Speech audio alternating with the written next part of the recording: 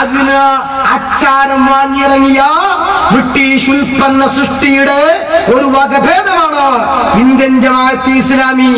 എന്തുകൊണ്ട് കേട്ടോളൂ, ഈ ഗ്രന്ഥത്തിൽ ബഹുമാനപ്പെട്ട റസൂലുള്ളാഹി തങ്ങളുടെ മദീനയെ സംബന്ധിച്ച് എഴുതിയിട്ട് പറയുന്നു.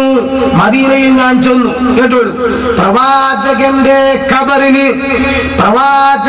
ഖബറിന് പ്രത്യക്ഷത്തിൽ ഒരു പ്രത്യേകതയും ഇല്ല. ഇത് മദീനത്ത് പോയ കണ്ണുവട്ടന്മാർ പോലും സമ്മതിക്കൂല.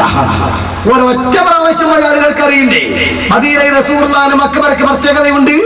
4 ഭാഗം പടമില്ലേ, അത് നമുക്ക് ഗ്രില്ലില്ലേ, ഉള്ളിൽ പച്ച വിരി തൂക്കിയിട്ടില്ലേ, അതിന്റെ 2 ഭാഗത്തും പോലീസുകാർ നിൽക്കുന്നില്ലേ, ചുറ്റുഭാഗത്ത് ആളുകൾ നിൽക്കുന്നില്ലേ, ആ ഓരോ വക്കത്ത് നിസ്കാരം കഴിഞ്ഞാലും റൗദയിലൂടെ പോകാൻ തിരക്ക് കൂടുന്നില്ലേ, അങ്ങോട്ട് തിരിഞ്ഞ് നിസ്കരിക്കുമ്പോൾ അങ്ങോട്ട് തിരിഞ്ഞ് ദുആ ചെയ്യുമ്പോൾ എന്ന് പറഞ്ഞ് പോലീസുകാർ തിരിക്കുന്നില്ലേ, എന്നിട്ടും ജനങ്ങളോട് ആശീർവാദമൊന്നില്ലേ? സുബ്ഹാനല്ലാഹ്, അവിടെയല്ലേ ബൈത്ത് എഴുതി വെച്ചിരിക്കുന്നത്? 3 ഓൾസുകളില്ലേ, നൂറുൽ ഫാറൂഖ് സലാം പറയാൻ, സിദ്ദീഖ് സലാം പറയാൻ, റസൂലുള്ളാഹിക്ക് സലാം പറയാൻ, ആർക്ക് നോക്കിയാലും കാണാവുന്ന രീതിയിൽ ആ മദീനയിൽ റസൂലുള്ളാഹി തങ്ങൾ വിശ്രമിക്കുന്ന ആ മക്ബറയുടെ മുകളിൽ പച്ച കുബ്ബയില്ലേ, എല്ലാവർക്കും അറിയോ അത്? എന്നിട്ട് പറയുന്നത് എന്താണ്? പറയുന്നത് സുബ്ഹാനല്ലാഹ്, റസൂലുള്ളാഹിന്റെ ഖബറിന് പ്രത്യക്ഷത്തിൽ ഒരു പ്രത്യേകതയില്ല.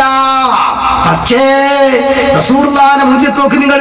സുന്നത്ത് ജമാഅത്തിന്റെ ഗ്രാമത്ത് വലിയൊരു പുസ്തകം എഴുതിയിട്ട് ആ പുസ്തകത്തിൽ റസൂലുള്ളാഹിന്റെ ഖബറിന് ഒരു പ്രത്യേകതയില്ല ഉള്ളിൽ എഴുതിയപ്പോൾ നേരെ പുറംചട്ടയിൽ ഫസ്റ്റ് ചട്ടയിൽ തന്നെ റസൂലുള്ളാഹിന്റെ ജാറത്തിന്റെ ഫോട്ടോ നോക്കി നിങ്ങൾ. അല്ല ജമാഅത്തുകാരെ, ഇത്ര കിഴക്കാണോ പടിഞ്ഞാറ്? അറിയാത്തോടെയൊക്കെയാണ്. ഇത്ര കിഴക്കാണോ പടിഞ്ഞാറ്? എന്ത് പുസ്തകത്തിന് ഉള്ളിൽ എഴുതുക? ഒരു പ്രത്യേകത റസൂലുള്ളാഹിന്റെ മക്ബറക്കില്ല. പക്ഷേ പച്ചക്കുപ്പന്റെ ഫോട്ടോ കൊടുക്കുക. ബുദ്ധി മരവിച്ചു പോയോ?